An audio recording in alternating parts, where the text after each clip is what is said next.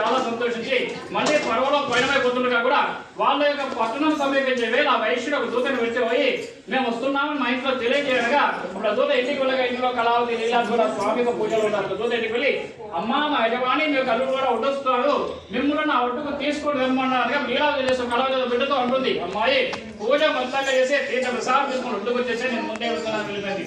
కళావతి పూజ మొత్తంగా చేసింది కానీ ఆ పెనిమిటిని చాలా కాలంగా చూడకపోవడం వల్ల చూడాలి అనే ఒక అడావిడి తపనలో కూడా స్వామికి ప్రసాదం సేవించకుండా ఒడ్డుకొచ్చేసింది.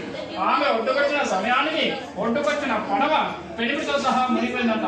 ఒడ్డుకున్న వాళ్ళంతా కూడా ఒడ్డుకొచ్చిన పడవ మునిగిపోవడం ఏం చెప్పేసి ఆశ్చర్యంగా చూస్తుండగా అప్పుడు యొక్క కళావతి తన పెనిమిటి లేని జీవితం తనకేలా అంటూ ఆ పెనిమిటి యొక్క పాల్కలను తీసుకుని సతీ సహగమనం చేద్దామని చెప్పేసి నదిలోకి వెళ్తుండగా ఆకాశవాణి ఒక మాట వినబడింది. కళావతి నీవు స్వామిక పూజ దేదీప్యమానంగానే చేసావు కానీ అంతేగా స్వామికి ప్రసాదం సేవించకుండా ఒడ్డుకు వచ్చావు కాబట్టి ఇంటి అనర్థం కలిగింది అనగానే తాను చేసిన పనికి చింతిస్తూ కళావతి మళ్ళీ ఇంటికి వెళ్ళి సత్యదేవుడిగా ప్రసాదం కూడా సేవించి మళ్ళీ ఒడ్డుకు వచ్చేసాడు కల్లా వెనిమిటి పడవ సహా తేలి ఉన్నాడట.